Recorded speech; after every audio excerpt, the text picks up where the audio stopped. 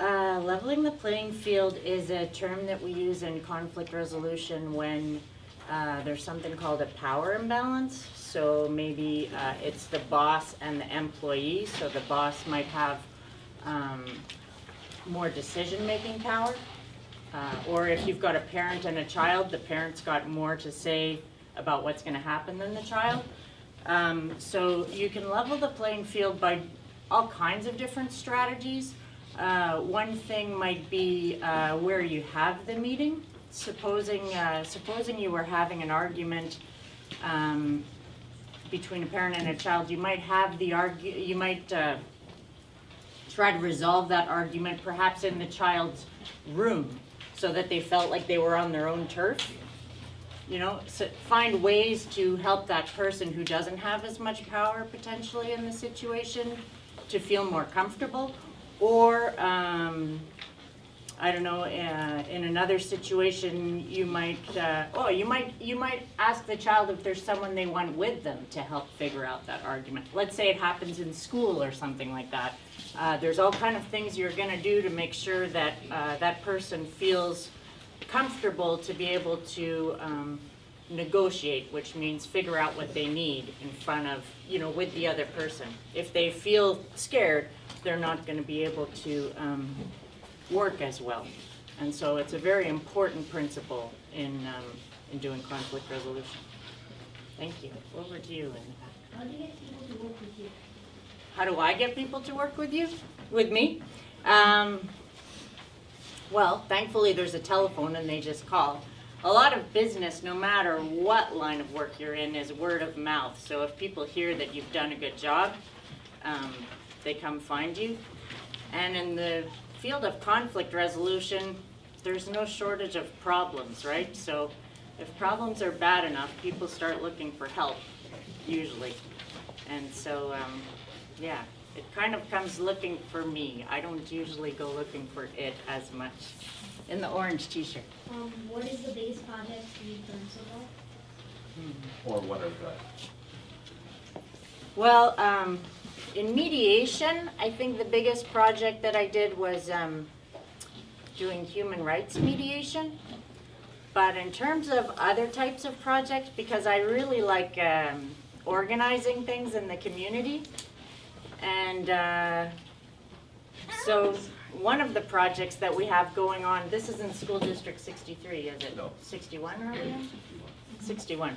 Well, in School District 63, it'll be, this year, 3,000 kids will have gone through a project that we created called Creatures of Habitat, which gets kids outside, learning how to pull out plants that shouldn't be there, and keep streams healthier, and learn about First Nations history in this area.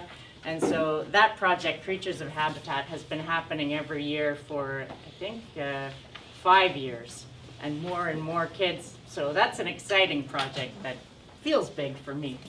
Yeah. Oh, what inspires you to follow through your dreams?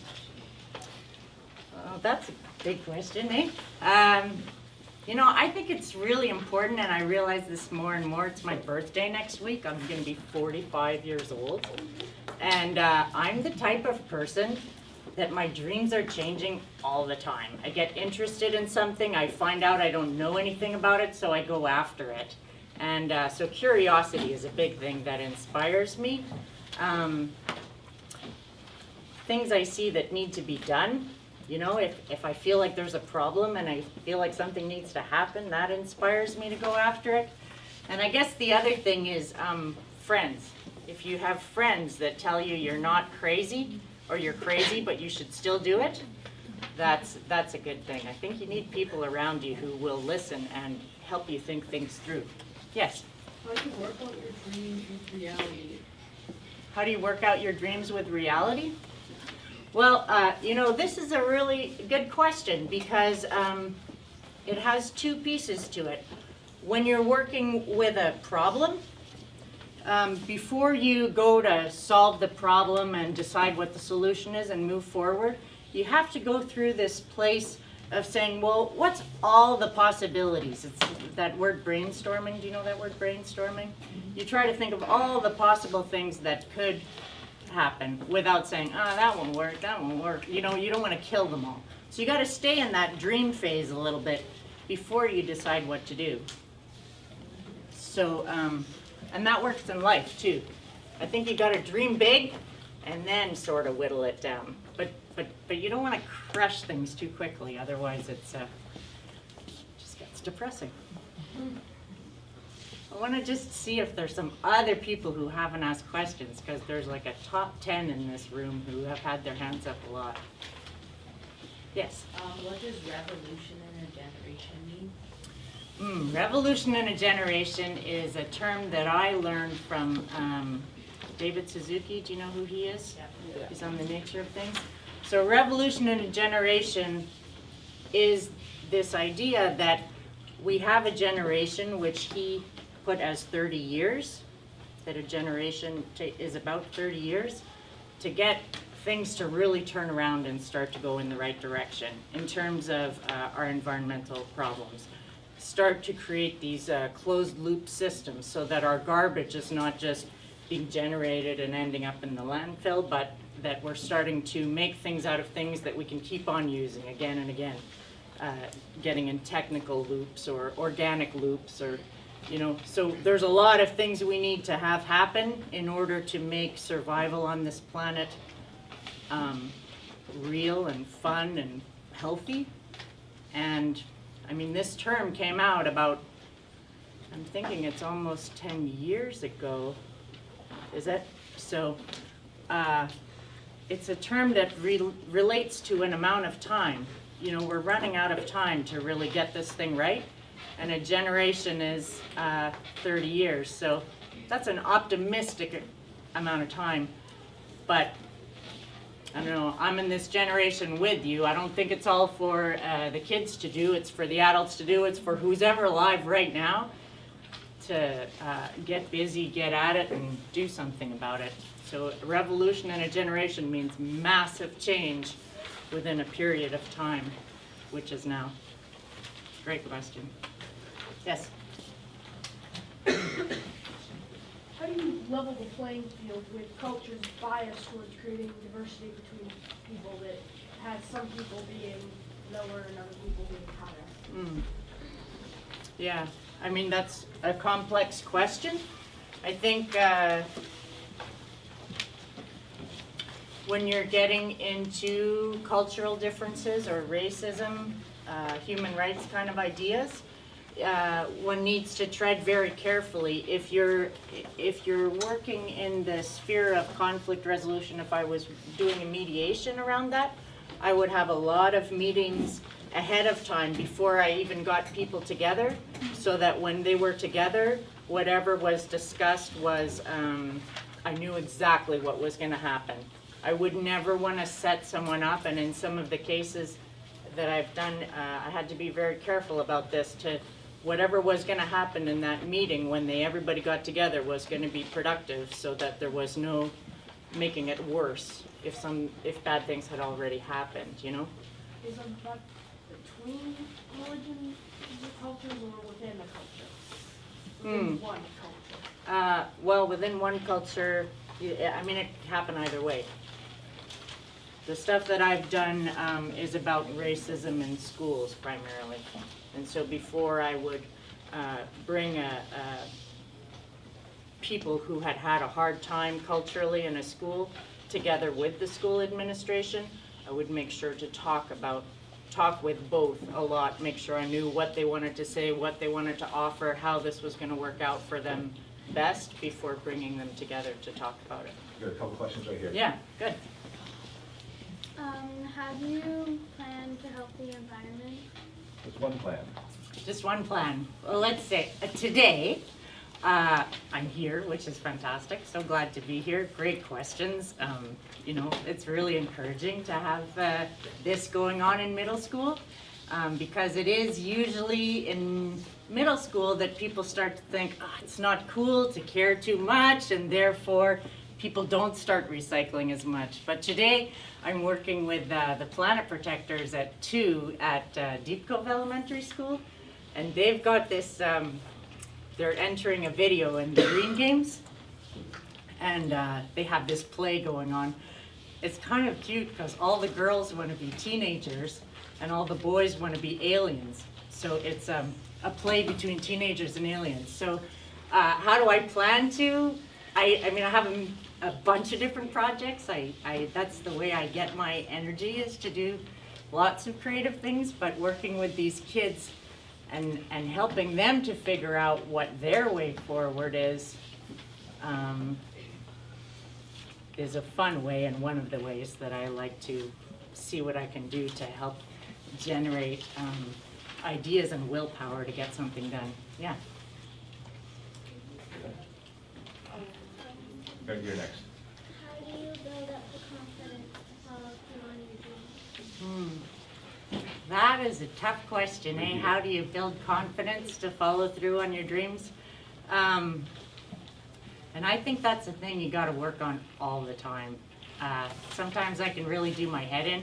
I work at home alone a lot, and then my kids come home and I'm making supper, and pretty soon I start to lose the plot a little bit and forget sort of what's the point, what my purpose. You know, it happens to me all the time. And then you got to sort of maybe do a bit of writing, get outside, do a bit of walking. Make sure you surround yourself with good people who are not, you know, that you can relate to. I think that helps to build the confidence. But taking yourself seriously is an important thing too. You got to watch your own head, that you don't put yourself down too much, because you can really kill your own confidence if you're not careful. That's real important.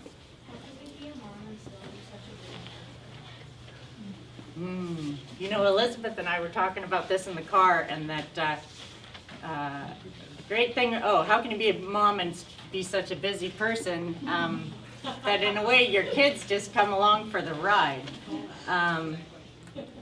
And hopefully you find fun things to do along the way.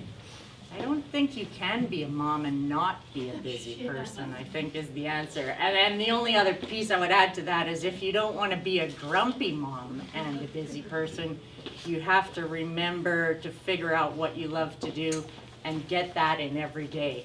So one of my biggest things is to make sure there's fun things to do for me, for everybody. If I know what everybody needs in a day, then I can make that happen. At least there's something to look forward to. You always need things to look forward to, I think. Yes? Are you sure you're turning 45 because you look like you're 28? Yay! It's all how you feel, right? I'm amazed. I thought when you turned 45 I would be so wise and, you know, just have it all together, but boy, growing up is not what it looks like. I still feel like 6 years old in some ways. Yeah. So here's an example. When you're interviewing somebody, they make a statement, and it's called a follow-up question. She says she sometimes feels like she's 6 years old. What do you wonder about? What could you ask now? Right there. What makes you feel sick? Well, my greatest 6-year-old day in the last while was Christmas holidays is not 6 years old for me anymore, because when I was 6 years old, all the meals came out, they were all delicious, there was presents for me under the tree, and I just had to play for a week. But now that I'm a mom, well, you guys are old enough to know that I end up putting things into stockings, I end up shopping for all the presents, I end up doing all the cooking, and it's not 6 years old, and I actually get depressed about it. I just think, like, Christmas, I hate it, right? But this year, I went outside in the pouring rain for the whole day and built this thing. There's like the drain pipe coming off my roof, and I piped it into the ground and then dug this big stone bowl and lined it all with like slates and a big heart in the middle, and then I cut another tunnel and put an overflow river, so that now, like this morning, I wake up, it's raining. Depressing, right? Vancouver Island in February. But my puddle, my stone bowl, is just full with this glowing heart in the middle, and it's overflowing down the river. And then my cousin Alex tells me that's called permaculture, because you're keeping the storm water in the ground so that it doesn't cause erosion running down into the ocean. So playing out in the rain, storm for a whole day, that's me as 6 years old. And that's Love what we it. call a wrap. Thank you. Thank you.